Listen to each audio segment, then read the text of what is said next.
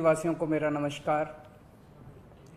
पिछले 1 साल से जब से कोरोना शुरू हुआ है, मैं समय समय पे आपके बीच में आके सभी तथ्यों को, परिस्थितियों को ईमानदारी के साथ आपके सामने रखता रहा हूँ, आपसे चर्चा करता रहा हूँ। एक चीज़ हम लोगों ने हमेशा गांठ बांध के रखी, आपको कभी गलत तथ्य नहीं दिए, आपसे कभी झूठ नहीं बोला, जो था आपके सामने रख दिया। अगर स्थिति अच्छी थी तो भी आपको बताया, स्थिति खराब थी तो भी आपको हमने ईमानदारी से बताया, क्योंकि हम पहले दिन से समझ गए थे कि ये इतनी बड़ी आपदा है कि आपके साथ के बिना, जनता के साथ के बिना अकेले इस आपदा से सरकार सामना नहीं कर सकती। जनता का सहयोग और जनता की सहभागिता इस पूरे संघर्ष में बेहद ज़रूरी है।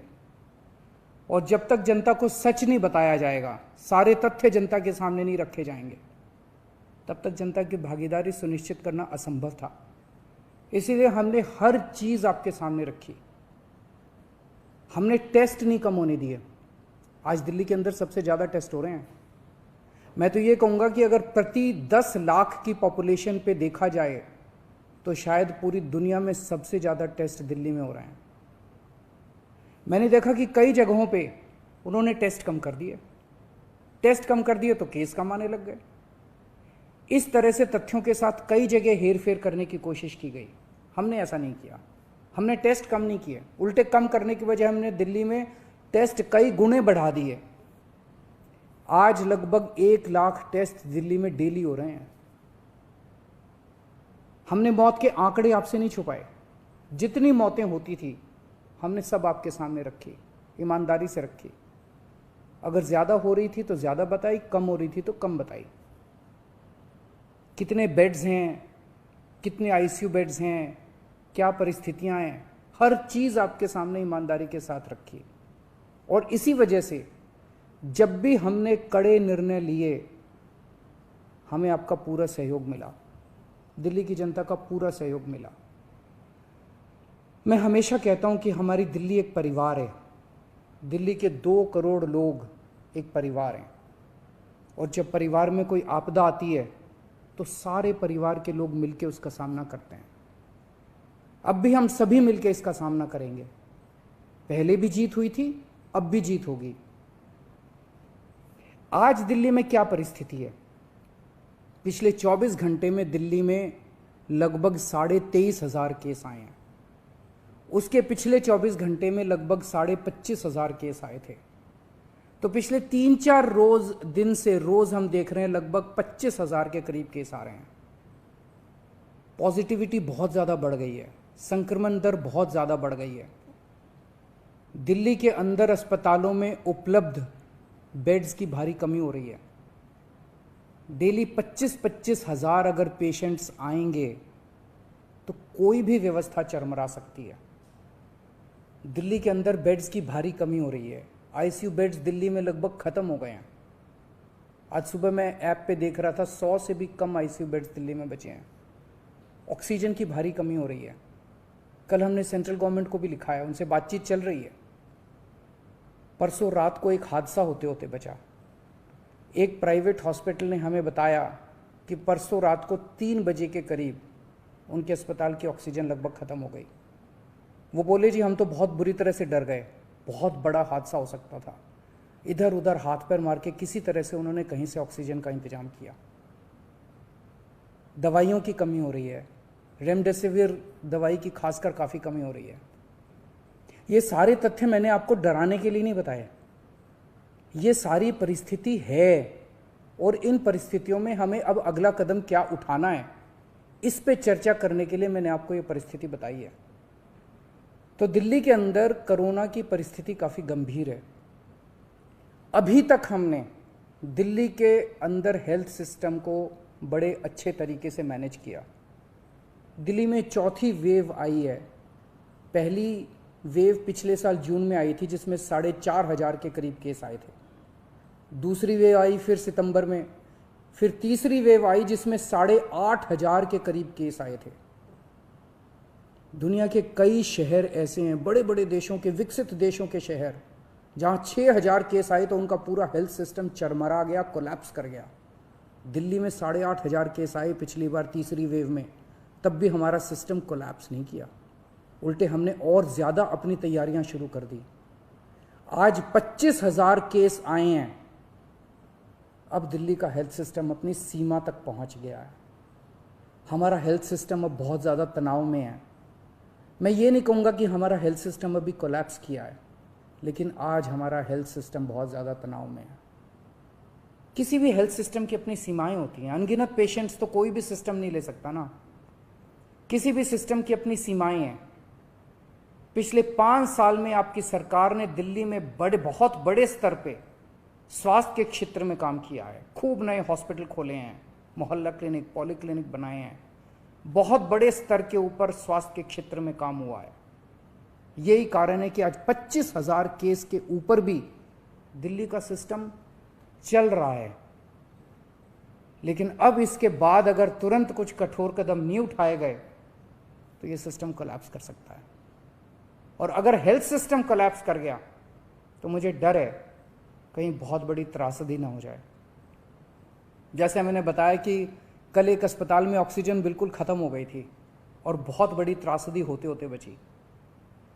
मैंने वीडियोस देखे हैं, तस्वीरें देखी हैं, आपने भी देखी होंगी सोशल मीडिया पे। दुनिया के कई शहर ऐसे हैं जहां कॉरिडोर में पेशेंट्स पड़े हुए हैं, सड़कों के ऊपर लोग दम तोड़ रहे हैं। अभी तक हमने दिल्ली को उस किस्म की त्रासदी से बचाया है, वैसा नहीं होने दिया।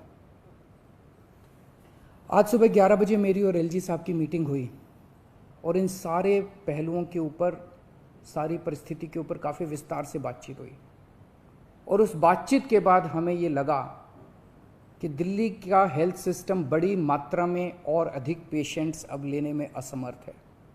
अगर हमने अभी लॉकडाउन नहीं लगाया तो कहीं ऐसा ना हो कि बड़ी त्रासदी हो जाए। हम किसी भी हालत में दिल्ली को उस परिस्थिति में नहीं ले जाना चाहते जहां कॉरिडोर के अंदर पेशेंट्स पड़े हैं, सड़कों पे लोग दम तोड़ रहे हैं। आज सभी परिस्थितियों का जायजा लेने के बाद आपकी सरकार को ये लगता है कि दिल्ली में कुछ दिन के लिए लॉकडाउन लगाना ज़रूरी है। तो आज रात को 10 बजे से अगले सोमवार को सुबह 5 बजे तक 6 दिन के लिए दिल्ली में लॉकडाउन लगाया जा रहा है। इस दौरान जाहिर है कि जो एसेंशियल सर्विसेज हैं वो जारी रहेंगी, खाने पीने की, मेडिकल व्यवस्थाओं की वो जारी रहेंगी। ये शादियों का सीज़न है, लोगों के बड़े मुश्किल से रिश्ते बनते हैं, हम उनके रिश्ते तोड़ना नहीं चाहते। तो लोगों की शादियां संपन्न हों, लेकिन केवल 50 लोगों के गैदरिंग के साथ संपन्न हो, उसके लिए अलग से पास दिए जाएंगे। इसके बारे में अभी थोड़ी देर में डिटेल्ड ऑर्डर जारी हो जाएगा कि कौन कौन सी चीज़ें जारी रहेंगी और कौन सी चीज़ों पर पाबंदी रहेगी। मैंने और एलजी साहब के हम दोनों ने निर्णय तब लिया है जब हमारे पास कोई उपाय नहीं बचा था। हमारे लिए ये निर्णय लेना आसान नहीं था, क्योंकि मैं समझ सकता हूँ कि लॉकडाउन के दौरान किस तरह से लोगों के रोज़गार ख़त्म हो जाते हैं, लोगों की कमाई ख़त्म हो जाती है, और ख़ासकर सबसे गरीब तबके के लिए तो ये बेहद मुश्किल होता है। जो दिहाड़ी करके रोज़ कमाते हैं उनके लिए तो बेहद मुश्किल हो जाता है।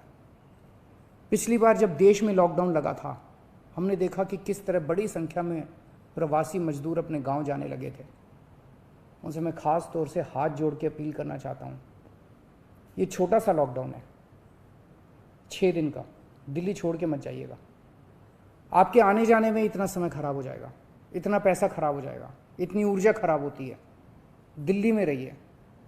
मुझे उम्मीद है कि ये छोटा लॉकडाउन है और छोटा ही रहेगा। मुझे पूरी उम्मीद है कि शायद बढ़ाने की ज़रूरत ना पड़े। आप दिल्ली में रहिए। यकीन मानिए, हम पूरी ईमानदारी के साथ सब मिल के लड़ेंगे तो जल्दी इस मुसीबत से छुटकारा पाएंगे। मैं आपको यकीन दिलाता हूँ, सरकार आपका पूरा ख्याल रखेगी। मैं हूँ ना, मुझ पे भरोसा रखिए। मेरी दिल्ली के सभी नागरिकों से अपील है कि ये निर्णय हमने बहुत मुश्किल से लिया है। आप सब लोग जानते हैं कि मैं लॉकडाउन के सख्त खिलाफ रहा हूँ।